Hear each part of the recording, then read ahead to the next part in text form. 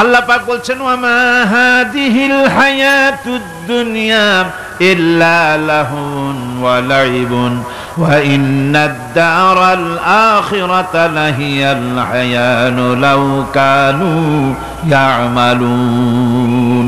এই দুনিয়া হচ্ছে নিছক খেল তামাশা, এটা আর কিছুই নয়। জীবনের প্রকৃত আবাসস্থল হচ্ছে আখিরাত। এই দুনিয়া একটা মোহ, এই মোহের পেছনে মানুষেরা ঘুরছে, বিবি বাল বাচ্চা এর পেছনে ঘুরছে। অথচ এই বিবি বাল বাচ্চা কিয়ামতের দিন মুসিবত হয়ে দাঁড়াবে মানুষের জন্য। একটা মোহর মধ্যে মানুষ পড়ে আছে, খেল তামাশার ভিতরে পড়ে আছে। আল্লাহ পাক বলছেন কুল মাতাউদ দুনিয়া কালিলুন ওয়াল আখিরাতু খায়রুল লিমান ইত্তাকা। বলো দুনিয়ার সমস্ত সম্পদ খুবই নগণ্য, আর যে ব্যক্তি পরকালকে বিশ্বাস করে, পরকালের কামনা করে, সেই খোদাভীরু লোকদের জন্য পরকাল হচ্ছে প্রকৃত আবাসস্থল। সেই জায়গাটাই হলো আসল জায়গা। ওই জায়গার জন্য কিছু তৈরি করতে হবে। কোরআনে কারিমে রব্বুল আলামিন বলছেন আরাদিতুম বিল হায়াতিদ দুনিয়া মিনাল আখিরাহ ফামা মাতাউদ দুনিয়া ফিল আখিরাতি ইল্লা কালিল। তোমরা কি পরকালের জীবনের বিনিময় এই দুনিয়ার জীবনটাই বেশি পরিতুষ্ট হয়েছ? অথচ দুনিয়ার জীবনের সুখ সম্পদ তো পরকালের তুলনায় খুবই নগণ্য।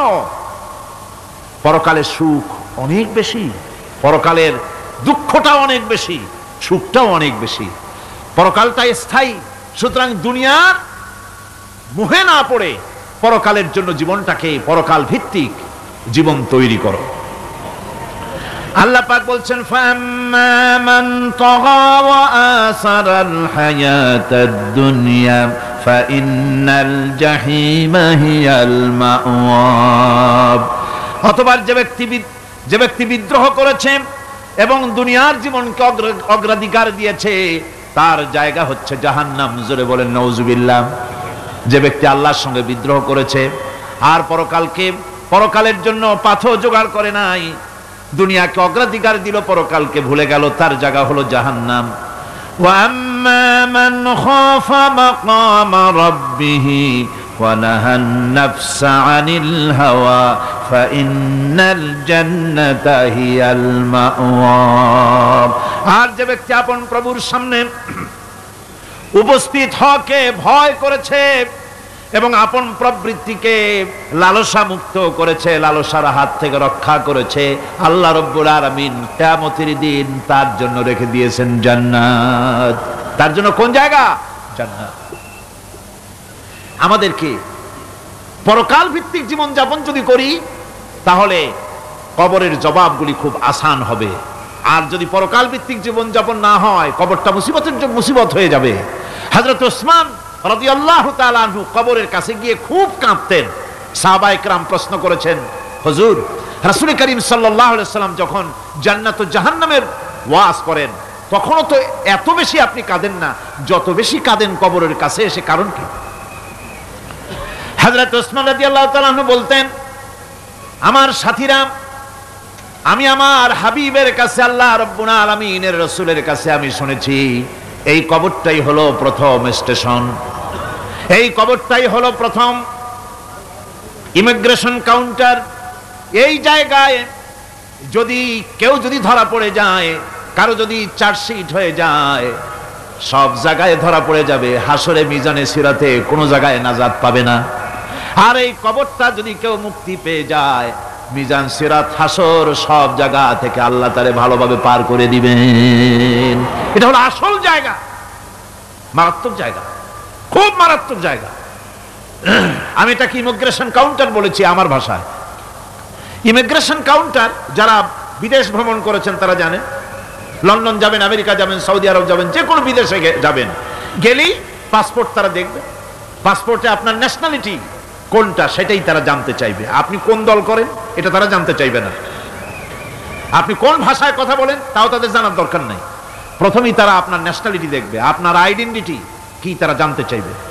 তারপরে যদি স্যাটিসফ্যাক্টরি হয় আপনাকে ভিসা দিয়ে ভেতরে ঢুকবার ব্যবস্থা করে দেবে। আর যদি তারা স্যাটিসফাইড না হয় তাহলে আপনাকে মেহমানখানায় ঢুকানো হবে গ্রেফতার করে। কবর হচ্ছে এ ধরনের একটি ইমিগ্রেশন কাউন্টার।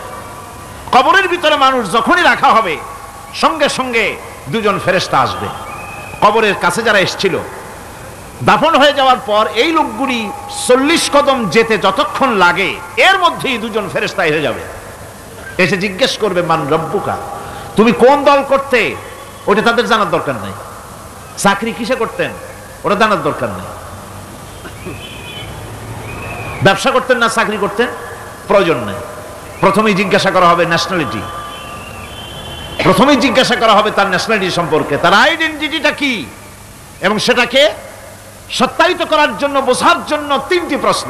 প্রথম প্রশ্ন মান রব্বুকা ওয়ামা দীনুকা ওয়ামান নবিয়ুকা, তোমার রব কে, তোমার দ্বীন কি, তোমার নবী কে। যদি এই ব্যক্তি বেঈমান হয়, মুনাফিক হয়, সে বলবে হায় হাতা লা আদরি, হায় হাতা লা আদরি, জানি না আমার রবকে আমি জানি না। তোমার দিন কি, দিন কারে কয় বুঝি না। এরপরে আল্লাহর নবী জনাবে মুহাম্মদ রাসূলুল্লাহ সাল্লাল্লাহু আলাইহি ওয়াসাল্লামকে দেখানো হবে, বলা হবে মা কুনতা তাকুলু ফি হাদার রাজুল, এই ব্যক্তি সম্পর্কে তোমার ধারণা কি নিকে, বলবে আমি চিনি না। নাউযুবিল্লাহ। বাস, এরপরে তার যা হবার তাই শুরু হয়ে যাবে। আর যদি বান্দাটা মুমিন হয়, প্রশ্ন করা হবে মান রব্বুকা, জবাব দেবে রব্বি আল্লাহ, আমার রব আল্লাহ রাব্বুল আলামিন। ওয়ামা দীনুকা, দীনুনা ইসলাম, আমার দিন হচ্ছে ইসলাম। এরপরে আল্লাহর নবীকে দেখানো হবে। কয়েক রকমের বর্ণনা আছে, কোন বর্ণনায় আছে হুজুরের আকারে দেখানো হবে, অথবা রাসূলকে সরাসরি দেখানো হবে। বলা হবে মা কুনতা তাকুলু ফি হাদার রাজুল, এই লোকটি সম্পর্কে ধারণা কি। মুমিন ব্যক্তি বলবে হাদা নবিয়ুনা মুহাম্মাদুর রাসূলুল্লাহ সাল্লাল্লাহু আলাইহি ওয়াসাল্লাম, ইনি আমার তো সেই নবী মুহাম্মাদুর রাসূলুল্লাহ সাল্লাল্লাহু আলাইহি ওয়াসাল্লাম। আমরা যেন এই রকমের জবাব দিতে পারি, আল্লাহ কবুল করো। সকলে জোরে কোন আমিন। জবাব হয়ে যাওয়ার পর গায়ব থেকে আওয়াজ আসবে ফাফরিশু বিল জান্নাতি ওয়ালবিসু বিল জান্নাহ, ও আমার ফেরেশতারা আমার এই বান্দাকে জান্নাতের পোশাক পরায়া দাও আর কবরটাকে জান্নাতের বিছানা বিছায়া দাও। জান্নাতের পোশাক পরায় দাও, জান্নাতের বিছানা বিছায়া দাও। ইলা মাদ্দা বাসারিহি, তার চোখের দৃষ্টি যত দূর যায় কবরটা ততটা প্রশস্ত করে দাও। এরপর বেহেশতের পোশাক পরাইয়া বেহেশতের বিছানা বিছায়া ফেরেশতা বলবে নুম কানাউমুল উরুস, ঘুমিয়ে যাও। দুলামিয়া যেমন বাসর সজ্জায় নতুন বউ নিয়ে আরামে ঘুমায়, এরকম আরামে ঘুমায় যাও। ইলা ইয়াউমিল কিয়ামা, কিয়ামত পর্যন্ত ঘুমায় থাকো, আরামে ঘুমিয়ে থাকবে। এরপরে সিংগায় ফুৎকার হবে, সিংগার ফুৎকারের আওয়াজে তার ঘুম ভেঙে যাবে। বলবে ইয়া ওয়াইলানা মান বা'সানা মিন মারকাদিনা, হায় আফসোস, আমার এত আরামের ঘুম থেকে কে আমাকে জাগ্রত করলো, আমার ঘুমটারে নষ্ট করলো কে। আওয়াজ আসবে হাদা মা ওয়াদার রহমান ওয়া সাদাকাল মুরসালুন, এটা হচ্ছে রহমানের সেই ওয়াদা, আর মুরসালিনরা নবীরা সত্য কথাই বলেছিলেন, সেই কিয়ামত অনুষ্ঠিত হচ্ছে। আমার বন্ধুগণ, সেজন্য এই দুনিয়ার মোহে পড়ে থাকলে পরে দুনিয়ায় যারা অগ্রাধিকার দিবে দুনিয়াকে পরকালের তুলনায়, জবাব দিতে পারবে না কবরের ভিতরে গিয়া। আর যারা পরকালকে অগ্রাধিকার দিবে, দুনিয়ার চাইতে পরকালকে বেশি অগ্রাধিকার দেবে, আর আল্লাহর ভয় কলিজার ভিতরে রাখবে, কবরের জবাব সঠিকভাবে দিতে পারবে, কিয়ামতের দিন আল্লাহ রাব্বুল আলামিন তাদের জন্য জান্নাত দান করবেন। জোরে বলেন আমিন। দুনিয়াটা হচ্ছে দুনিয়া যেখানে আমরা আসি। আমি আগেই বলেছি দুনিয়া হচ্ছে আদনা শব্দ থেকে এর উৎপত্তি হয়েছে, তুচ্ছ নিকৃষ্ট, এটার দাম নাই, এটার মূল্য নাই। হযরত ইবনে কাইয়িম রাহিমাহুল্লাহ নওয়ারাল্লাহু মারকাদাহু ওয়া জাআলাল জান্নাতা মাথওয়াহু, হযরত ইবনে কাইয়িম তিনি বলছেন, সুন্দর করে বলছেন দুনিয়া সম্পর্কে, মা মাদা ফিদ দুনিয়া আহলামুন ওয়ামা বাকিয়া মিনহা আমানি ওয়াল ওয়াক্তু বাইনাহুমা দায়ুন। মা মাযা ফিদ দুনিয়া হালামুন, জীবনের যে অংশ ফেলে এসেছি সেটা আজ একটা স্বপ্ন। ওয়ামা বাকিয়া মিনহা আমানি, আর জীবনের যে অংশ সামনে বাকি আছে সেটা এখন একটা আকাঙ্ক্ষা। ওয়াল ওয়াক্তু বাইনাহুমা দায়ুন, আর এর মাঝখান থেকে সময় সব চলে যাচ্ছে। কত বড় কথা চিন্তা করেছেন? জীবনের যে অংশ ফেলে এসেছি তা আজকে স্বপ্ন, তা আজ কি বলেন? স্বপ্ন। আর সামনে যা আছে সেটা আকাঙ্ক্ষা, আর মাঝখান থেকে সময় সব চলে যাচ্ছে। এরপরে তিনি বলছেন ওয়ামাইয়া সাহাবিদ দুনিয়া ইয়াকুন মিসলা কাবিদিন আলাল মাই খানাতুহু ফুরুজুল আসাবিঈ। দুনিয়াদারের অবস্থা হচ্ছে এই, কেউ যদি দুই হাতে পানি খামসায় ধরে, দুই হাতে কি ধরছে বলেন? দুই হাতে পানি খামসায় ধরেছে, খুব মজবুত করে ধরেছে, 2 মুঠ পানি। বলেন থাকবে কতটুকু? কতটুকু থাকবে? 1 ফোঁটাও থাকবে না, কারণ তার আঙ্গুলের ফাঁক তার সাথে খেয়ানত করবে, আঙ্গুলের ফাঁক দিয়া পানিগুলি সব বেরিয়ে চলে যাবে। সুতরাং দুনিয়া যারা চায় তারা ঠিক পানি খামসায় ধরলে পানি যেমন হাতের ভেতর থেকে খেয়ানত করে চলে যায়, যারা দুনিয়া চায় দুনিয়াও তাদেরকে ভাবে ফাঁকি দিয়ে চলে যায়। তবুও দুনিয়ার মায়া মানুষের এত বেশি। আল্লাহর নবী বলেন লাউ কানা লি ইবনি আদামা ওয়াদিম মিন যাহাবিন লাহাব্বা ইয়াকুনা লাহু সানিন। এই পৃথিবীতে যদি কাউকে একটা মাঠ ভরে যদি সোনা দেওয়া যায়, লোকটা বলবে রব্বুল আলামিন আমি যদি আরেকটা মাঠ এরকম সোনা ভরা পেতাম। দ্বিতীয় আরেকটা মাঠ দেওয়া হলে আবার বলবে যদি তৃতীয় আরেকটা মাঠ সোনা ভরে যদি পেতাম। নবীজি বলেন ওয়ালা ইয়ামলাউ জাওফু ইবনু আদামা ইল্লা তুরাব। মানুষের পেট 3.5 হাত মাটি ছাড়া, কবরের মাটি ছাড়া মানুষের পেট ভরবে না। আরো চাই, আরো চাই, চাওয়ার কোনো শেষ নাই। মানুষ এভাবে করে দুনিয়ার মহব্বতে এমনি পাগল হয়ে যায়, শুধু দুনিয়ার মহব্বত, পরকালকে বেমালুম ভুলে যায়। আমি কিন্তু এই কথা বুঝাতে চাই নাই যে পরকালের মহব্বতে, পরকালের ভয়তে বা পরকালের জন্য দুনিয়া আপনি বাজার ঘাট বেচা কিনা ব্যবসা বাণিজ্য সবকিছু ভুলে যান, না তা নয়। ভুল বোঝার কোনো কারণ নাই। পরকালকে অগ্রাধিকার দিতে হবে, মানে দুনিয়াটা চিরস্থায়ী জায়গা নয়। চিরস্থায়ী হচ্ছে কোনটা? আখিরাত। চিল্লায় এখন কোনটা? সুতরাং এখানে যা করতে হবে আখিরাতের জবাবদিহিমূলক জীবন যাপন করতে হবে। আপনি ব্যবসা করবেন, ওজনে কম দিতে পারবেন না, আপনি খাদ্যে ভেজাল দিতে পারবেন না, চুরি করতে পারবেন না, ডাকাতি করতে পারবেন না, জেনা করতে পারবেন না, বদমাশি করতে পারবেন না, মদ খেতে পারবেন না, সন্ত্রাসী হতে পারবেন না, হাইজাকার হতে পারবেন না, চাঁদাবাজ হতে পারবেন না, মুনাফাখোর হতে পারবেন না, আপনি চোরা কারবারি হতে পারবেন না, ঘুষখোর হতে পারবেন না, সুদখোর হতে পারবেন না। এই সব কাজ পরকালকে বিশ্বাস করলেই এ সমস্ত কাজ থেকে মানুষ বিরত থাকতে পারে। কথা ঠিক কিনা? এটাই হচ্ছে। সুতরাং এই পৃথিবী থাকবে না, এটা কি চিরকাল থাকবে না? এর একটা পরিসমাপ্তি ঘটবে। যেমন করে সারা বছর লেখাপড়া করার পর কলেজে, বিশ্ববিদ্যালয়, মাদ্রাসায়, হাই স্কুলে সব জায়গায় সারা বছর লেখাপড়া করার পর যেমন পরীক্ষা দেওয়ার একটা দিন আসে, সারা বছর ব্যবসা করার পর হিসাব নিকাশ করার যেমন একটা সময় আসে, সারা মাস চাকরি করার পর বেতন পাওয়ার যেমন একটা দিন আসে, সারা জীবন চাকরি করার পর পেনশন পাওয়ার যেমন একটা সময় আসে, অনুরূপভাবে এই দুনিয়া যেদিন শেষ হয়ে যাবে, আল্লাহ নির্ধারিত সময় শেষ হয়ে যাওয়ার পর একটা সময় আসবে যখন আল্লাহ রব্বুল আলামিন সব শেষ করে দিবেন, লন্ডভন্ড হয়ে যাবে, কিছুই থাকবে না। কোরআনে কারিমে আল্লাহ সব বলেছেন, কোরআনে সব আল্লাহ বলে দিয়েছেন। আল্লাহ পাক বলেন এই পৃথিবীর সব কেমন ভাবে ধ্বংস হবে তার চিত্র আল্লাহ পাক কোরআনে কারিমে তুলে ধরেছেন। ইযাস সামাউ ফাতারাত ওয়া ইযাল কাওয়াকিবু তাসারাত ওয়া ইযাল বিহারু ফুজ্জিরাত ওয়া ইযাল কুবুরু বু'সিরাত। যখন আকাশসমূহ দীর্ণ বিদীর্ণ হয়ে যাবে, তারকাগুলি বিক্ষিপ্ত হয়ে ছিটকে পড়বে, আর সমুদ্রগুলি উচ্ছ্বসিত হয়ে পড়বে, কবরগুলি সব তার ভেতরে যা আছে উদ্গীরণ করে দেবে, তারকাগুলি স্থিমিত হয়ে যাবে, এরপরে সমস্ত আকাশগুলি কাতাইয়িস সিজিল্লি লিল কুতুব, কিতাবের পৃষ্ঠার মতো একটার পরে একটা ঠাস ঠাস করে পড়তে থাকবে, চূর্ণ বিচূর্ণ হয়ে ভেঙে চুরে একাকার হয়ে যাবে। পাহাড়গুলিকে উড়িয়ে দেওয়া হবে, চন্দ্র এবং সূর্য একাকার হয়ে যাবে। আল্লাহ রাব্বুল আলামিন বলেন, ফাইদা বারিকাল বাসার ওয়া খাসাফাল কমার ওয়া জুমিআশ শামসু ওয়াল কমার।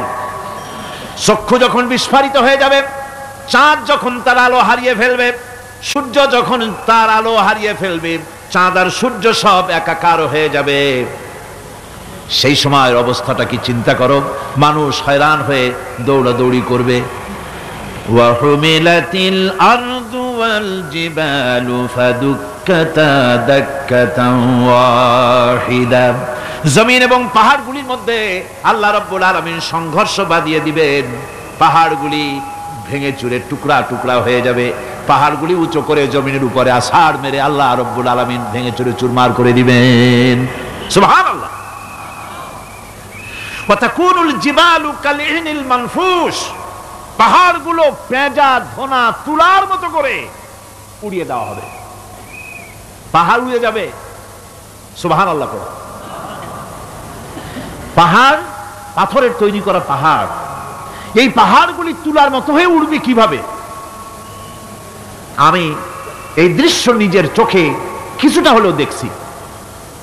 আজ থেকে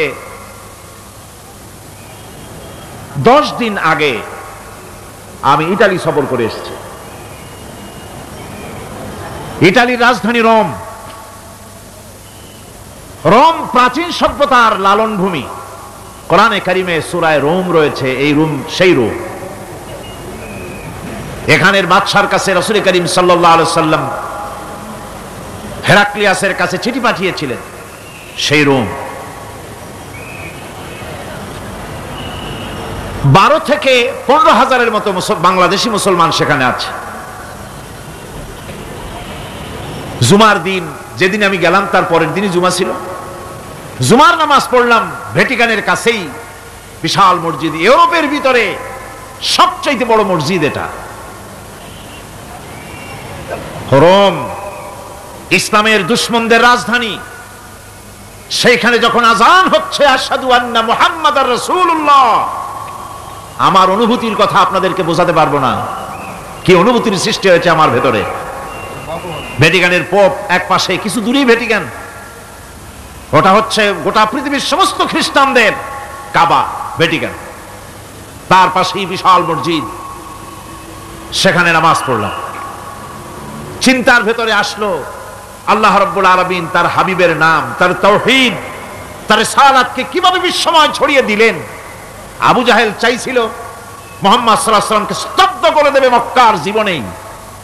কত বদনাম, সাহের, কাহেন, কাজ্জাব, শায়ের, নাউযুবিল্লাহি মিন যালিক, কত গালাগালি করলো।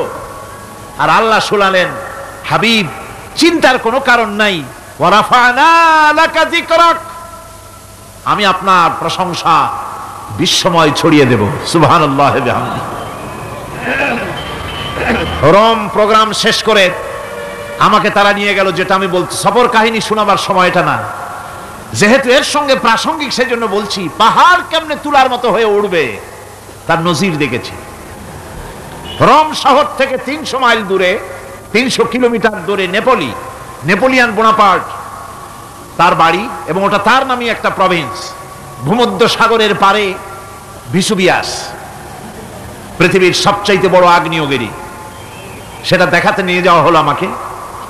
যে পাহাড়টা পৃথিবীর মাটি থেকে তার চূড়া হচ্ছে 3 মাইল উঁচু। এর 2 মাইল গাড়িতে করে ঘুরে ঘুরে যাওয়া যায়, এরপর আর গাড়িতে যাওয়া যায় না, বাকিটুকুন যেতে হবে হেঁটে হেঁটে। পাহাড়ের উপরে অক্সিজেন কম, বেশ কষ্ট হচ্ছিল উঠতে। জীবনে প্রথম পাহাড়ে চড়েছি, জাবালে নূর, রাসূল করিম সাল্লাল্লাহু আলাইহি সাল্লামের উপরে যেখানে ওহী হয়েছিল সর্বপ্রথম। পাহাড় চড়ার একটা অভিজ্ঞতা ওখান থেকে আমার কিছুটা হয়েছিল। খুব কষ্ট হলো বাকি 1 মাইল উঠতে। যখন ভিসুভিয়াসের একদম শীর্ষে চলে গেছি, সেখানে গিয়ে আমার সাথে 15-20 জন লোক ছিল। আমি নিজে আল্লাহু আকবার বলে আমার গলা থেকে আওয়াজ বেরিয়ে গেল। আমি দেখতে পেলাম ভিসুভিয়াসের শীর্ষে বিশাল গর্ত। আমার মনে হয় গর্তটা এই মাঠের 1/4 হবে, এই মাঠের 1/4 হবে গর্তটা। সেই গর্তটার গভীরতা হচ্ছে 1.5 কিলোমিটার। এইখান থেকে পাথরগুলি উত্থিত হয়েছে, আগ্নেয়গিরি পাথর আগুনে গলে লাভা হয়ে এগুলি পাহাড় বেয়ে উপচে পড়েছে, চতুর্দিকে 12 মাইল ছড়িয়ে গিয়েছে। আমার মনে পড়ল ওয়াকুদুহান নাসু ওয়াল হিজারা, জাহান্নামের আগুনের ইন্ধন হবে মানুষ আর পাথর। আমি সেখানে সেজদায় পড়ে গিয়া কান্নাম আর বললাম, আল্লাহ জাহান্নামের আগুন হারাম করে দিও আমাদের জন্য। পাথর কিভাবে গললো, গলে পাথরগুলি গলে পুড়ে চতুর্দিকে পড়েছে আর ছিটকেছে, চতুর্দিকে ছিটকে পড়েছে। সেই পাথরগুলি ছিটকে ছিটকে যেগুলি পুড়ে পড়েছে সেগুলিকে দূরে সাদা রঙের বলে মনে হয়, কোনোটা সাদা কোনোটা কালো, মনে হয় যেন তুলার মতো হয়ে পড়ে আছে চতুর্দিকে। 1944 সনে তৃতীয়বারের মতো ভিসুভিয়াস যে অগ্নিগিরি, যে অগ্নি উৎপাত করে তাতে আশেপাশের 12 মাইল এলাকা এফেক্টেড হয়ে যায়। পাথরগুলি গলে এভাবে বিধ্বস্ত করে দিয়েছে। এখান থেকে এখানে জোহরের নামাজ, আসরের নামাজ আমরা পড়লাম, আল্লাহর কাছে খুব দোয়া করলাম। এখনো ধোঁয়া উঠতেছে, এখনো পাহাড়ের ফাটল দিয়ে ধোঁয়া উঠছে। একজন হাত দিয়ে আমাকে বলল যে খুব গরম লাগে ধোঁয়াগুলি। ওখানকার লোকেরা বলল যে ভেতরে এখনো আগুন আছে, তবে সুপ্ত, যে কোনো মুহূর্তে আবার তা জাগ্রত হতে পারে। আমরা সেখান থেকে নেমে এলাম। একটু কিছু দূর গিয়েই সেখানে হলো পম্পেই শহর। এই পম্পেই শহরটা হচ্ছে ঈসা আলাইহিস সালামের জন্মের 2000 বছর আগে এই শহর তৈরি হয়। ঈসা আলাইহিস সালামের জন্মের 179 বছর পর ভূমিকম্প হয়। সেই ভূমিকম্পে গোটা পম্পেই শহরটা পৃথিবীর মানুষের চোখের আড়াল হয়ে যায়, ধ্বংস হয়ে যায়, মাটির তলায় গরক হয়ে যায়। আজ থেকে 200 বছর আগে মাটি খনন করতে গিয়ে এই শহর আবিষ্কৃত হয়। পুরা শহরটা খুঁড়ে তারা বের করেছে। 180 হেক্টর জমিনের উপরে এই বিশাল শহর। ঘুরে ঘুরে দেখলাম, গাড়ি চলে না সেখানে, পায়ে হেঁটে দেখতে হলো। প্রশস্ত রাস্তা। আজ থেকে 4000 বছর আগের মানুষেরা রাস্তা বানাতে জানতো পাথর দিয়ে, এবং রাস্তার দুধারে তাদের ছিল ফুটপাত, পানির ব্যবস্থা, নগরায়নের সব রকমের সুযোগ সুবিধা। তারপরে সেখানে বিচারালয়, এরপরে দোকানপাট, বাজারঘাট, সবকিছুর ব্যবস্থা রয়েছে। বিশাল বিশাল পাথরগুলি দিয়ে পিলার তৈরি করা। ভাবলাম এই পিলারগুলি, এই পাথরগুলি তারা কিভাবে ক্রেন ছাড়া এত উপরে উঠালো কি করে, আমার মাথায় আসলো না। পাথর কেটে কেটে সুন্দর সুন্দর অঙ্কন শিল্প তারা করেছে। এরপরে ঘুরতে ঘুরতে বাদশার রাজার বাড়িতে গিয়ে ঢুকলাম। সেখানে গিয়ে দেখলাম উলঙ্গ এত মূর্তি পাথরের তৈরি করা। পাথর কেটে কেটে দেওয়ালে যৌন মিলনের এমন কোন অশ্লীল ছবি নাই যা তারা সেখানে তৈরি করে নাই। উলঙ্গ মূর্তি আর উলঙ্গ যৌন মিলনের অসংখ্য ছবি দিয়ে এই এলাকা ভরা। তখন আমি বুঝলাম আল্লাহর গজব হওয়ার কারণটা কি, এই শহরটা মাটির নিচে হরক হয়ে যাওয়ার কারণটা কি। আল্লাহ পাক জেনা ব্যভিচার যে দেশে বেশি হয় আল্লাহ পাক বরদাস্ত করেন না। দুশ্চরিত্র যে দেশের মানুষ দুশ্চরিত্র হয়ে যায়, জেনা ব্যভিচার বেশি হতে থাকে, আল্লাহ হরক করে দেন, গজব দেন। এই গজব এক এক সময় এক এক রকমের হয়ে আসে। কখনো মাটির নিচে দাবায় দেন, কখনো মহামারী, কোন দেশে কলেরা, কোন দেশে জলোচ্ছ্বাস, কোথাও ভূমিকম্প, আর সর্বশেষ এই জেনা ব্যভিচারের জন্য আল্লাহ পাকের চূড়ান্ত, এই যৌনতার অশ্লীলতার জন্য চূড়ান্ত গজব বর্তমান বিশ্বের জন্য এইডস। আল্লাহ পাক এই গজব দিয়েছেন। বন্ধুগণ, আমি সেই জায়গা, আমি সেখানে যা দেখলাম, যে আল্লাহ পাক পাহাড়গুলিকে কিভাবে উড়াবেন এটা অস্বীকার করার কোনো উপায় নাই। বিশ্বাস তো করতামই, তবে হযরত ইব্রাহিম আলাইহিস সালাম যেমন বলেছিলেন, রব্বি আরিনি কাইফা তুহিল মাউতা, আয় আল্লাহ তুমি মরাকে চিন্তা করবা কেমনে। আল্লাহ পাক বলেন আওয়ালাম তুমিন, তুমি বিশ্বাস করো না? ইব্রাহিম আলাইহিস সালাম বললেন বালা, অবশ্যই বিশ্বাস করি, ওয়ালাকিন লায়াতমাইন্না কলবি, যদি চোখে দেখতাম তাহলে আমার অন্তরাত্মা খুব ঠান্ডা হতো। আল্লাহ রাব্বুল আলামিন চোখে দেখায় দিলেন জিন্দা কেমনে মুর্দা হবে, মুর্দা কেমনে জিন্দা হবে, আল্লাহ দেখায় দিলেন, পাহাড় উড়ায় দিবেন আল্লাহ রাব্বুল আলামিন। একথা কলিজার মধ্যে তার উপর ঈমান বিশ্বাস, কিন্তু আল্লাহ চোখে দেখাইছেন, ঈমান আরো মজবুত হয়েছে, যা ছিল আরো মজবুত হয়েছে। সুবহানাল্লাহ। আল্লাহর ভয়তে কলিজা কেঁপেছে। আমি পাহাড়ের উপরে কেঁদেছি, যার যার হয়ে কেঁদেছি।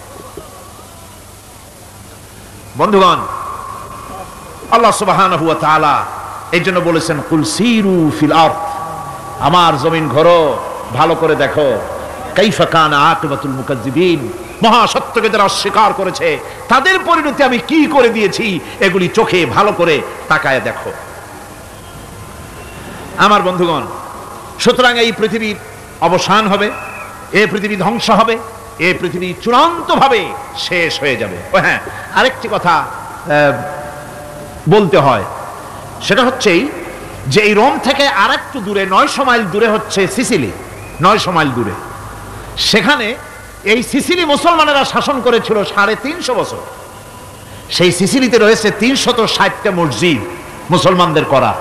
সমস্ত মসজিদগুলি আজ তালা বন্ধ, একটা মসজিদও খোলা নাই। সেখানকার মুসলমানেরা ওয়াজ শুনতে এসেছিল রোমে। আমি তাদের জন্য পরামর্শ দিয়েছি যে গভর্নমেন্টের কাছে তোমরা দাবি জানাও যে অন্তত একটা মসজিদের দরজা আমাদের জন্য খুলে দাও।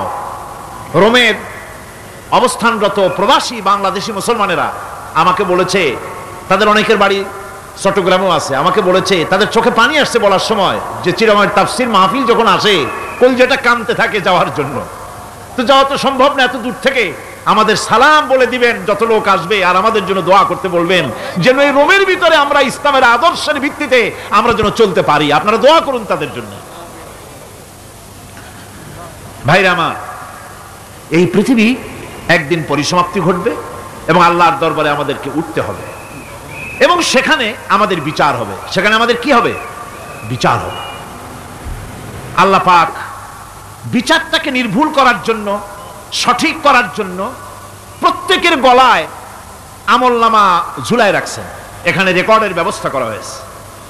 আল্লাহ পাক বলছেন, ওয়া কুল্লা ইনসানিন আলজামনাহু তাইরাহু ফি উনুকিহি ওয়া নুখরিজু লাহু ইয়াওমাল কিয়ামাতি কিতাবান ইয়ালকাহু মানশুরা। আল্লাহ পাক বলেন, প্রত্যেকের ভালো মন্দ কর্মফল, কর্মলিপি আমি তার গলায় ঝুলায় রেখেছি।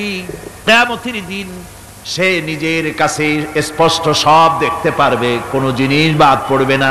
তার গলায় তার আমলনামা ঝুলানো আছে, সব রেকর্ড হতেছে। আমরা যা করছি সবগুলি রেকর্ড হয়ে যাচ্ছে। বর্তমান বিজ্ঞানীরা আবিষ্কার করেছে যে মানুষের শরীরের ভিতরে ডিএনএ আছে, রক্তের ভিতরে ডিএনএ, এটা একটা কোড। মানুষের রক্তের ভিতরে ডিএনএ আছে। যেমন তার ব্রেনের ভিতরে কতগুলি কোষ আছে, এক একটা কোষ এক এক ধরনের কাজ করে, অনুরূপভাবে তার শরীরের ভিতরে রক্তের ভিতরে ডিএনএ আছে। এই ডিএনএটা কি? এই ডিএনএটা হচ্ছে, এই ডিএনএ একটা কম্পিউটারের মতো কাজ করতেছে। লোকটা কি করবে, কোথায় যাবে, সে ভালো হবে মন্দ হবে কি হবে, সব তার ডিএনএর মধ্যে রেকর্ডকৃত আছে। এটা বোঝার জন্য একটা সুন্দর দৃষ্টান্ত দেওয়া যায়। যেমন এই কাগজটাকে আপনারা মনে করুন একটা গাড়ির ব্লুপ্রিন্ট, একটা গাড়ির ব্লুপ্রিন্ট। এখানে লেখা আছে গাড়ি কিভাবে তৈরি হবে। এই কাগজটা নিয়ে ঘরের মধ্যে রেখে দিলেন। এখন এই কাগজটা থেকেই অটোমেটিক গাড়ির উইন্ডো তৈরি হলো, শিল তৈরি হলো, গাড়ির বডি তৈরি হলো, চেসিস তৈরি হলো, টায়ার তৈরি হলো, ইঞ্জিন তৈরি হলো, ব্যাটারি তৈরি হলো, পেট্রোল নিল, আর কোনো রকমের ড্রাইভার ছাড়াই গাড়ি চলতে আরম্ভ করলো। এই কথাটা যদি মনের মাথার মধ্যে আনতে পারেন যে এটা কিভাবে হইতে পারে, এতে লেখা অনুযায়ী যেভাবে হওয়া যদি সম্ভব হয়, অনুরূপভাবে মানুষের রক্তের ভিতরে ডিএনএ এর আবিষ্কার করেছে। এর ভিতরে মানুষের ভালো মন্দ, কোথায় যাবে কি করবে, সব কিছুর মধ্যে রয়েছে। কোরআনে কারিমে আল্লাহ রাব্বুল আলামিন, আমি গত বছরও বলছিলাম যে বিজ্ঞানের আবিষ্কার যত বাড়বে কোরআন বোঝা মানুষের জন্য তত সহজ হবে। সুবহানাল্লাহ। কোরআন বোঝা মানুষের জন্য তত সহজ হবে।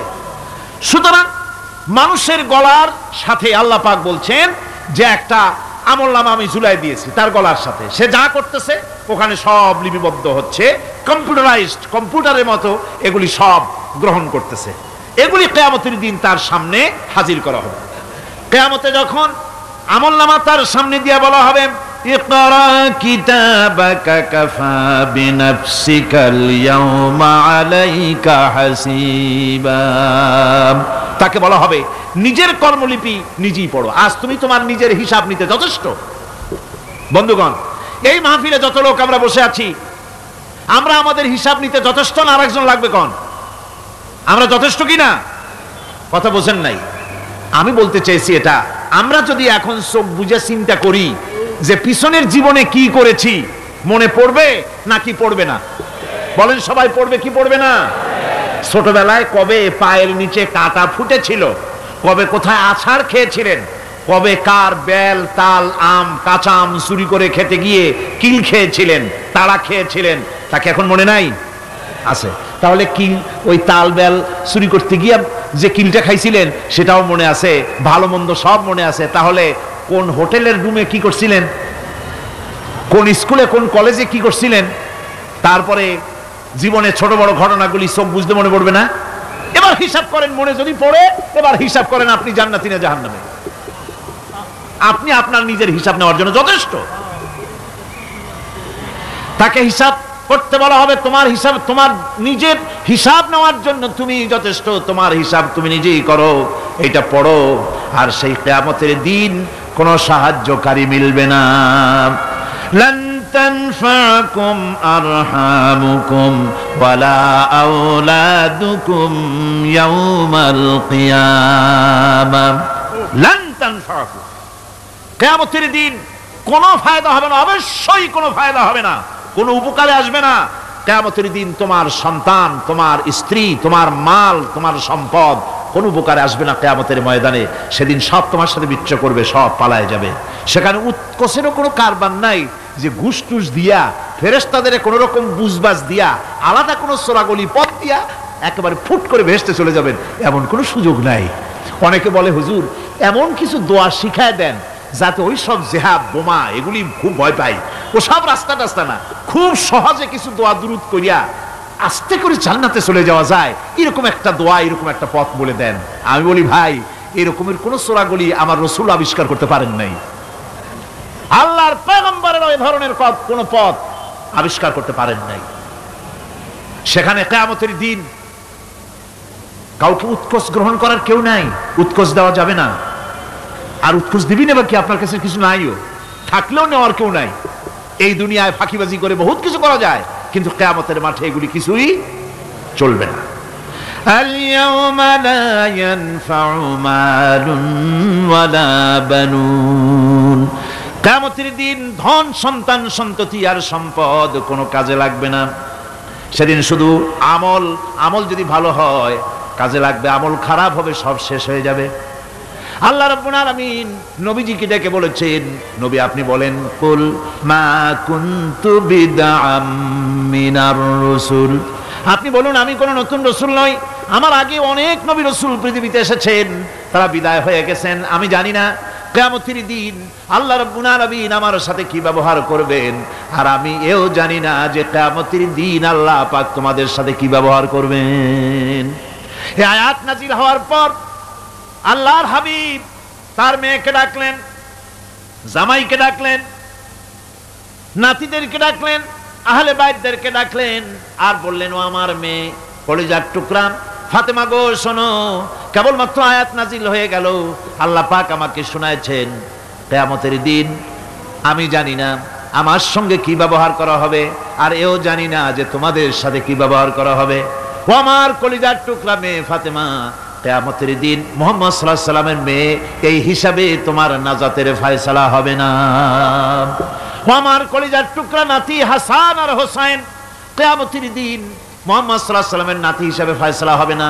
ও আমার জামাই হযরতে আলী, কিয়ামতের দিন আমার জামাই হিসাবে নাজাতের ফয়সালা হবে না।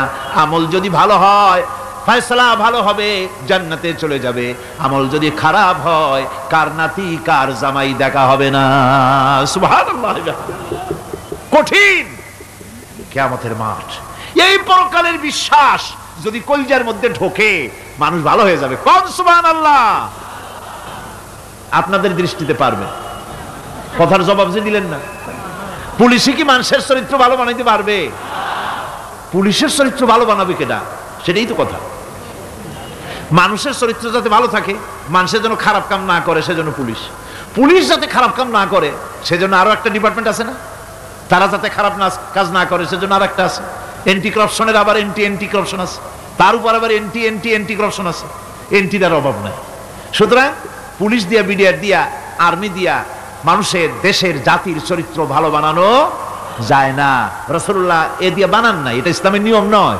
পুলিশ দিয়া, আর্মি দিয়া দেশের মানুষের চরিত্র ভালো বানানো যায় না। চরিত্র ভালো বানানো যায় কেবলমাত্র পরকালের ভয় দিয়া। কিসের ভয় দিয়া?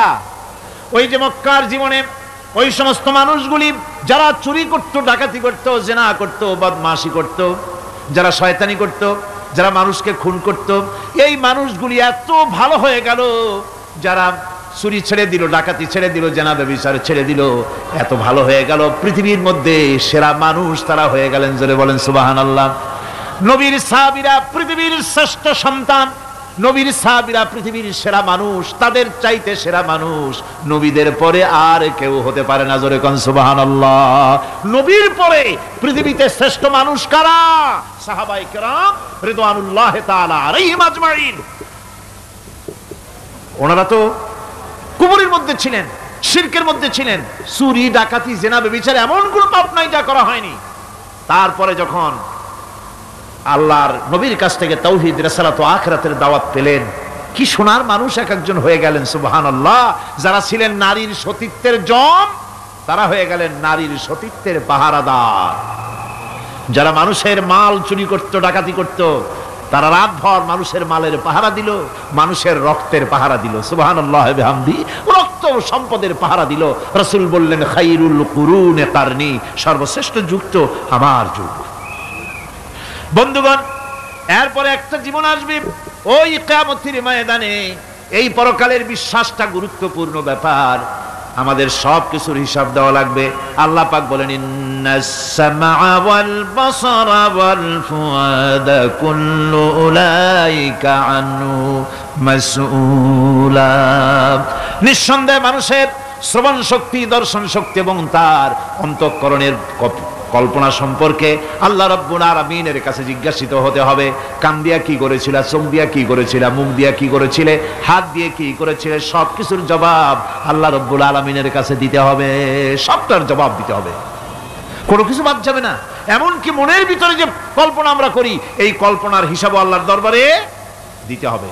কোরআনে কারীম বলছেন, ওয়া ইন তুবদু মা ফি আনফুসিকুম আও তুখফুহু ইউহাসিবকুম বিহিল্লাহ। মনের ভিতরে তুমি যেটা কল্পনা করো সেটা প্রকাশ করো, অথবা তুমি গোপন রাখো, যাই তুমি করো না কেন, আল্লাহ রাব্বুল আলামিন এর হিসাবও তোমার কাছে নেবেন। ফায়াগফিরু লিমান ইয়াশাউ ওয়া ইউআযিবু মান ইয়াশাউ ওয়াল্লাহু আলা কুল্লি শাইইন কাদির। মহান আল্লাহ পাক বলেন, করার পর তোমার মনের ভিতরে কি কল্পনা করেছিলে ওইটার হিসাব আমি নেব। হিসাব নেওয়ার পর যারে খুশি ক্ষমা করে দেব, যাকে খুশি শাস্তি প্রদান করব। সবকিছুর উপরে আল্লাহ রব্বুল আলামিন শক্তিমান, সব তিনি করতে পারেন, সমস্ত কুদরত রয়েছে তার। সুতরাং মানুষদেরকে, আল্লাহর বান্দাদেরকে বিশ্বাস করতে হবে যে আমার কোনো কথা বাদ যাবে না, কথাগুলি রেকর্ড হচ্ছে, কথা রেকর্ড হচ্ছে। আমি যে ওয়াজ করতেছি এই কথাগুলি রেকর্ড হচ্ছে নাকি হচ্ছে না? অনেক টেপ রেকর্ডার রেকর্ড হচ্ছে, অডিও ভিডিও হচ্ছে। আজ থেকে 50 বছর পর যদি এই রেকর্ড বাজানো হয়, আমাকে যদি বলা হয় যে আপনি অমুক জায়গায় অমুক কথা বলেছেন, আমি যদি বলি না আমি কথা বলি নাই, তারপরে যদি রেকর্ড বাজানো হয়, তাহলে আমি কথা যে বলি নাই যদি বলি, তাহলে এটা ধরা পড়বে না? সেখানে ধরা পড়বে না? তাহলে এই মানুষের কথা প্লাস্টিকের ফিতায় রেকর্ড করে 50 বছর, 100 বছর, 200 বছর, 500 বছর যদি প্লাস্টিকের ফিতায় এটাকে চলচ্চিত্র করে অথবা টেপ রেকর্ডারে করে যদি ধরে রাখা যায়, এই বুদ্ধিটা কে দিলেন কত দেখি? সবাই কন্যা এই বুদ্ধিটা দিলেন কে?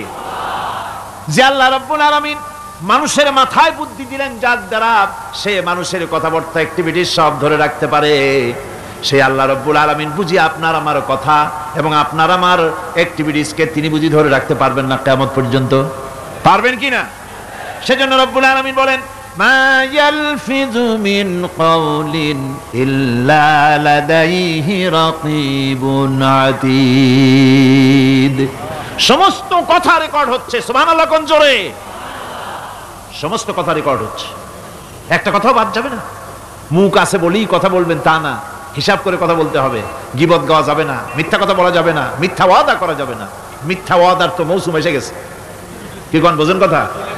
হ্যাঁ, মিথ্যা ওয়াদার মৌসুম এসে গেছে। এখন মৌসুমে বাহার, মিথ্যা বলার। কত সুন্দর সুন্দর ওয়াদা, সোনা দিয়ে রাস্তা বানায় দেবো। অভুক্ত মানুষদের বলা হয় না খেয়ে মরবেন না, কিন্তু কি খেয়ে মরবে তাও কয় না। আমরা যদি যাইতে পারি তাহলে মটকির মতো রসগোল্লা বানাই দেব, গরুর গাড়ির চাকার মতো জিলাপি বানাই দেব। খাইতে গিয়ে হা করে শীত হয়ে থাকবে। কত রঙিন রঙিন কথা। মিথ্যা ওয়াদার সময় এসেছে। ভাইরা আমার, পরকাল যদি বিশ্বাস করে সেই ব্যক্তি কিছুতেই মুখ আছে বলেই যা খুশি বলবে না, পরনিন্দা করবে না, পরচর্চা করবে না, হাত আছে বলেই যা তা লিখবে না। ঘটনা হইল একটা, লিখলো আর একটা। কলম একটা আছে বলেই যা খুশি তা লেখা যায় না, মুখ আছে বলেই যা খুশি তা বলা যায় না, চোখ আছে বলেই যা খুশি তা দেখা যায় না। গরু খাওয়া জায়েজ করা হয়েছে বলে গরুর লেজ থেকে মাথা পর্যন্ত পাইকারি দরে সব খাওয়া যায় না। গরু খাওয়া হারাম না হালাল? হালাল। পাইকারি দরে লেজ থেকে মাথা পর্যন্ত সব খাওয়া হালাল না। ওর মধ্যে আল্লাহ কিছু হারাম রেখে দিছে, সেগুলোকে বাইসে খাইতে হবে। আল্লাহ দেখতে চান পাইকারি দরে জমের খাওয়া খাও না আমার হারামগুলি বাদ দিয়ে খাও, নিষেধ করাগুলি বাদ দিয়ে খাও। মুখ আছে বলেই যা খুশি তা বলা যাবে না, কান আছে বলেই যা খুশি তা শোনা যাবে না, চোখ আছে বলেই যা খুশি তা দেখা যাবে না, হাত পা আছে বলেই যা খুশি তা করা যাবে না। সবটার পেছনে আল্লাহ রাব্বুল আলামিনকে ভয় করা লাগবে। মহান আল্লাহ রাব্বুল আলামিন বলে, বান্দারে তোমার সমস্ত কার্যাবলী এমনকি তোমার চাহনিটা পর্যন্ত কার দিকে কি নিয়তে তাকায়ছো কেউ জানে না, আমি আল্লাহ রাব্বুল আলামিন জানি। وَيَعْلَمُ خَائِنَةَ الْأَعْيُنِ وَمَا تُخْفِي الصُّدُورُ। তোমার অন্তঃকরণ কি জিনিস গোপন করে আর তোমার চক্ষু কি লুকোচুরি খেলে আমি টের পাই। সুবহানাল্লাহ বিহামদি। চশমার ফাঁক দিয়া কি দেখো, কারে দেখো, কি নজরে দেখো, সানগ্লাস পরিয়া কেউ ঠিক পায় না, আমি ঠিক পাই। সুবহানাল্লাহ, জোরে কোন সুবহানাল্লাহ। সুতরাং চোখের নজরের হিসাব হবে, হাতের কাজের হিসাব হবে, পায়ের চলার হিসাব হবে, আপনার বলার হিসাব হবে, মুখে যা বলেছেন যা করেছেন, হাত পাও দিয়ে যা করেছেন সবকিছুর হিসাব হবে কিয়ামতের দিন। আল্লাহর দরবারে সবকিছু উপস্থিত হবে, কোনো জিনিস বাদ পড়বে না। ফামান ইয়ামাল মিসকালা যাররাতিন খায়রান ইয়ারা ওয়া মান ইয়ামাল মিসকালা যাররাতিন শাররান ইয়ারা। ছোট্ট একটা ভালো কাজ যদি করো তাও হাজির করা হবে, সামান্যতম ভালো কামও তোমার বাদ পড়বে না। আর ক্ষুদ্রতম কোনো খারাপ কাজ করলে তাও উপস্থিত করা হবে, সব তোমার সামনে, কোনো জিনিস বাদ পড়বে না, সব দেখতে পাবে কিয়ামতের দিন। ভালো কাজটাও আর খারাপ কাজটাও আল্লাহর কাছে সেদিন আল্লাহ পাক মানুষের সামনে উপস্থিত করে দিবেন। আল্লাহ পাক বলছেন, সেদিন এই জমিন তার ভিতরে যা লুক্কায়িত ছিল জমিন সব বের করে দেবে। কান্নাহুম জারাদুম মুনতাশির। টিড্ডি ফড়িংগুলি পোকাগুলি মাটির থেকে যেমন বেরোয়, এ মাটির ভিতরে যা আছে কিয়ামতের দিন সব মাটি বের করে দেবে। ইযা যুলজিলাতিল আরদু জিলজালাহা ওয়া আখরাজাতিল আরদু আসকালাহা ওয়া ক্বালাল ইনসানু মা লাহা।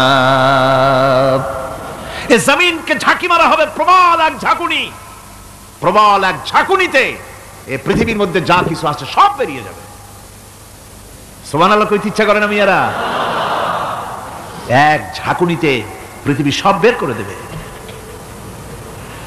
মানুষ হয়রান হয়ে বলবে কি হয়েছে, এ মাটির হলোটা কি? আমার বন্ধুগণ, মানুষ হয়রান হয়ে গিয়ে বলবে মাটির কি হলো? আল্লাহ রাব্বুল আলামিন বলেন ইয়াউমাইযিন তুহাদ্দিসু আখবারাহা বিআন্না রাব্বাকা আওহালাহা। জমিনের উপরে যা ঘটেছে জমিন তা সব বের করে দেবে, সব প্রকাশ করে দেবে। আর এটা এই জন্য হবে যেহেতু তার রবের হুকুম হয়েছে, তার রব হুকুম করেছে বের করে দে। জমিনের ভিতরে আছে যা সব বেরিয়ে যাবে, আকাশ ভেঙে পড়বে, পাহাড় উড়ে যাবে, জমিনের ভিতরে যা আছে সব উপরে চলে আসবে, পৃথিবীতে সব শেষ, কিচ্ছু নাই, আকাশ নাই, পাহাড় নাই, সমুদ্র নাই, সব একাকার, চন্দ্র নাই, সূর্য নাই, তারকা নাই, গ্যালাক্সি নাই, মহাশূন্য নাই, সব শেষ। আল্লাহ রাব্বুল আলামিন সমস্ত ফেরেশতাদেরকে শেষ করে দিবেন, সকলের মওত হয়ে যাবে, কেউ আর থাকবে না, এমনকি হযরতে আজরাইল মালাকুল মউত তিনিও থাকবেন না, সব আল্লাহ রাব্বুল আলামিন মৃত্যু করে দিবেন। এরপরে আল্লাহ রাব্বুল আলামিন একা তিনি বলবেন ইয়া দুনিয়া, ইয়া দুনিয়া আইনা আনহারুকি, এ পৃথিবী তোর সেই সমুদ্রগুলো কোথায়, নদীগুলি কোথায়? ইয়া দুনিয়া আইনা আশজারুকি, হে দুনিয়া তোমার গাছগুলি কোথায়? এত বন বনানি, এত গাছ ছিল। ইয়া দুনিয়া আইনা জিবালুকি, এ পৃথিবী তোর জমিনে যত পাহাড় ছিল পাহাড়গুলি কই? যত স্বৈরাচার ছিল জমিনের উপরে, যারা স্বৈরাচারী মনোবৃত্তি নিয়ে মানুষ ধ্বংস করেছে, দেশ ধ্বংস করেছে, মায়ের বুক খালি করেছে, ওই স্বৈরাচারগুলি কই? কোনো জবাব নাই। আল্লাহ পাকের পরে বলবেন লিমানিল মুলকুল ইয়াউম, কার রাজত্ব? আজকে রাজত্বটা কার? আল্লাহ তিনবার আওয়াজ দিবেন, আজকে রাজত্ব কার? আল্লাহ পাক যখন তিনবার করে ডাক দিবেন, কোনো জবাব নাই, কোনো জবাব নাই। কে জবাব দেবে? আল্লাহ রাব্বুল আলামিনের সামনে কার ক্ষমতা আছে কথা বলার? কেউ তো নাই, সব শেষ। আল্লাহ পাক বলবেন লিল্লাহিল ওয়াহিদুল কাহ্হার, একমাত্র পরাক্রমশালী আল্লাহ রাব্বুল আলামিনের রাজত্ব আজ। সেই হাসরের মাঠে আমাদের সকলকে উপস্থিত হয়ে যেতে হবে, কেউ আমরা এখান থেকে বাঁচতে পারবো না, সবাইকে উঠতে হবে। অপরাধীরা সেখানে অসহায় হয়ে যাবে, অপরাধীরা অসহায় হয়ে যাবে। আল্লাহ পাক বলেন ফাইযা জাআতিস সাখাতু ইয়াওমা ইয়াফিরুল মারউ মিন আখিহি ওয়া উম্মিহি ওয়া আবিহি ওয়া সাহিবাতিহি ওয়া বানিহি। অবশেষে যখন কান ফাটানো আওয়াজ আসবে, এই আওয়াজ সেদিন মানুষ নিজের মা বাপ ভাই বোন সব থেকে বিচ্ছিন্ন হয়ে যাবে, সব একের থেকে আরেকজন পালায়ে যাবে, হারায় যাবে, কেউ কাউকে আর খুঁজে পাবে না। সেদিন ওই কিয়ামতের মাঠে বিভীষিকাময় দৃশ্য, মানুষ হয়রান হয়ে যাবে। মাথার এক হাত অথবা অর্ধ মাইল অথবা এক বিগত এতটুকুন উপরে ওই প্রকাণ্ড সূর্যটার তাপ আসবে, গুনাহগারের মাথার চান্দি ফেটে গিয়া মগজগুলি গলে গলে নাক কান দিয়ে বেয়ে পড়তে লাগবে, জিহ্বাটা কুকুরের মতো ঝুলে নাভিস্থল পর্যন্ত পড়ে যাবে, মাটিটা সূর্যের উত্তাপে তামার মতো গরম হয়ে যাবে, সারা হাসর জুড়ে আওয়াজ হবে পানি পানি পানি। মানুষেরা হয়রান হয়ে যাবে সে হাসরের ময়দানে। এই চরম কষ্টের ভিতরে আল্লাহ রাব্বুল আলামিন বলেন সেদিন দুটো ভাগ হয়ে যাবে, একদল মানুষের চেহারা আলোয় ঝলমল হয়ে যাবে, আর একদল মানুষের চেহারাগুলি কালো হয়ে যাবে। উজুহু ইয়াওমাইযিন মুসফিরাতুন দাহিকাতুন মুস্তাবশিরা ওয়া উজুহু ইয়াওমাইযিন আলাইহা গাবারা। আল্লাহ পাক বলেন এক শ্রেণীর মানুষের চেহারা হাস্যোজ্জ্বল ঝলমলে হয়ে যাবে, আর এক শ্রেণীর মানুষের চেহারাগুলি কালো হয়ে যাবে। তারহাকুহা কাতারা উলাইকা হুমুল কাফারাতুল ফাজারা। হাস্যোজ্জ্বল স্বচ্ছন্দপূর্ণ সুন্দর উজ্জ্বল ঝলমলে চেহারা হবে ঈমান আনার কারণে, পরকালকে বিশ্বাস করার কারণে, আল্লাহ এবং রসুলের কথা অনুযায়ী জীবনযাপনের কারণে চেহারাটা উজ্জ্বল হয়ে যাবে। আর আল্লাহর নাফরমানি, রসুলের নাফরমানি, পরকালকে অস্বীকার করার কারণে কাফেরগুলির চেহারা, মুনাফিকগুলির চেহারা কালো হয়ে যাবে। তাদেরকে আলাদা করে দেওয়া হবে। আমতাজুল ইয়াওমা আইয়ুহাল মুজরিমুন, মুজরিমদেরকে আলাদা করে দেওয়া হবে, দুইটা ভাগ হয়ে যাবে। এই চরম অবস্থা সৃষ্টি হবে কিয়ামতের ময়দানে। সেদিন রাসূল করিম সাল্লাল্লাহু আলাইহি ওয়াসাল্লাম উম্মতের জন্য সুপারিশ করবেন। সেই সুপারিশ যেন আমাদের করতে পারেন, সেজন্য আমাদেরকে তৈরি করতে হবে, সে ধরনের যোগ্য আমাদেরকে বানাতে হবে। বন্ধুগণ, এই পরকালীন জীবন, এর সম্ভাবনা, এটা যে হবে এবং সেই পরকালে আমাদের সকলকে যে উঠতে হবে, কিয়ামতে আল্লাহর কাছে জীবনের সব কিছুর জবাবদিহি করতে হবে, এই ভীতি সৃষ্টি করতে চায় আল্লাহ পাক মানুষের ভেতরে। আল্লাহ পাকের চাইতে মানুষের কল্যাণকামী আর কেউ আছে? চিল্লায় কোন আল্লাহর চাইতে, বিশ্ববাসীর সৃষ্টি জগতের কল্যাণকামী আল্লাহর চাইতে, রাসূলের চাইতে বেশি কেউ কি আছে? সে আল্লাহ পাক সব বলে দিলেন, ওপেন সিক্রেট করে দিলেন, সব গোপন ফাঁস করে দিলেন। কেমনে বিচার হবে, কেমনে কিয়ামত অনুষ্ঠিত হবে, কেমনে কি হবে, সব খুলে খুলে আল্লাহ পাক বলে দিলেন আমাদেরকে ভালো হওয়ার জন্য।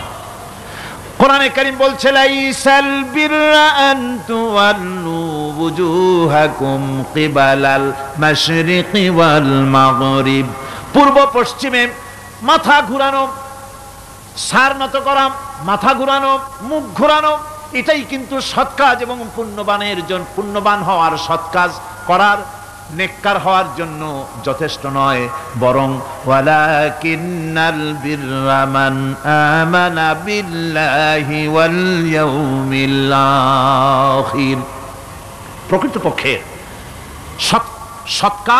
সৎকারী মুমিন, ভালো কাজ করা, প্রকৃত মুমিন, সত্যিকারের ভালো মানুষ, সত্যিকারের ইমানদার হওয়ার জন্য 10টি কাজ লাগবে। কয়টি কাজ?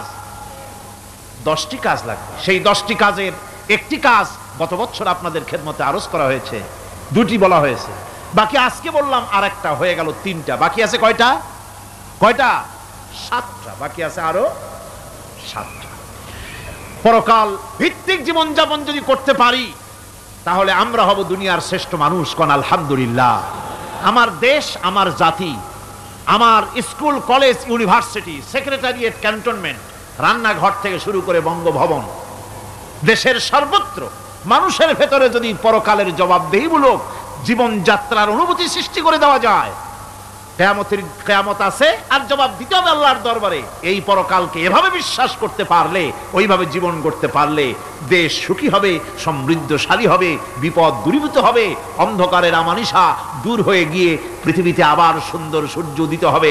ইসলামের নতুন বার্তা নিয়ে পৃথিবীতে শান্তি আসবে, সুখ আসবে, সমৃদ্ধি আসবে, স্বাধীনতা টিকবে, সার্বভৌমত্ব টিকবে, দেশ এক সুখী সমৃদ্ধশালী সুন্দর দেশে পরিণত হবে। বাংলাদেশ হবে পৃথিবীর একটা আদর্শ দেশে পরিণত হয়ে যাবে, যদি এই কথাগুলি আমরা বিশ্বাস করি আর আমল করে চলতে পারি। আল্লাহ পাক যেন সে তৌফিক আমাদের দেন। সকলে বলি আমিন। সকলে কোন আমিন। মুনাজাত হবে, দাঁড়ানো ভাইরা বসে, মুনাজাত হবে, দাঁড়ানো ভাইরা সকলে বসে। আল্লাহুম্মা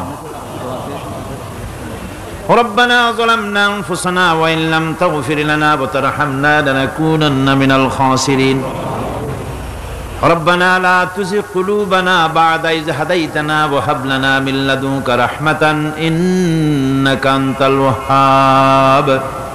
আয় আল্লাহ তাআলা, হাজার হাজার মুসলমান নরনারী দীর্ঘক্ষণ ধরে তোমার কোরআনে কারিমের আলোচনা শুনেছি, দরুদ ও সালাম পড়েছি, জিকির আজকার করেছি। মেহেরবানি করে সওয়াবটুকুন জনাবে মুহাম্মদুর রাসূলুল্লাহ সাল্লাল্লাহু আলাইহি ওয়াসাল্লামের রূহ মুবারকে পৌঁছায় দাও। আল্লাহ তাআলা, তামাম পৃথিবীর মাটির নিচে যত মুমিন মুমিনাত শুয়ে আছেন তাদের আরওয়ার পরে সওয়াব পৌঁছায় দাও। রব্বুনা রবিন, আমাদের মধ্য থেকে মা বাপ যাদের দুনিয়া থেকে বিদায় হয়ে গেছে, কবরগুলিকে জান্নাতের টুকরা বানায়া দাও। রব্বির হামহুমা কামা রব্বায়ানি সগীরা। সকলে পড়েন, রব্বির হামহুমা কামা রব্বায়ানি সগীরা। আয় আল্লাহ তাআলা, আমাদের পীর মুর্শিদ, আমাদের উস্তাদ আমাদের ভাই বোন আত্মীয় স্বজন যার যা মারা গেছে সকলকে ক্ষমা করে দাও। গোটা পৃথিবীতে আজকে যত মুসলমান বেঁচে আছেন সমস্ত মুসলমানদের গুনাহ খাতা মাফ করে দাও। সমস্ত মুসলমানদেরকে এক বানায় দাও, নেক বানায় দাও। মুসলমানদের জিন্দেগির গুনাহ খাতা মাফ করে দাও। রব্বানা তাকাব্বাল মিন্না ইন্নাকা আনতাস সামিউল আলিম ওয়া তুব আলাইনা ইন্নাকা আনতাত তাওয়াবুর রহিম।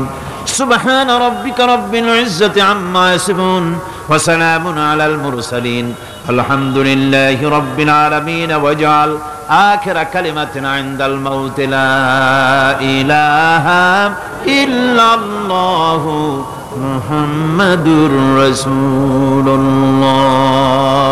আসসালামু আলাইকুম ওয়া রাহমাতুল্লাহ।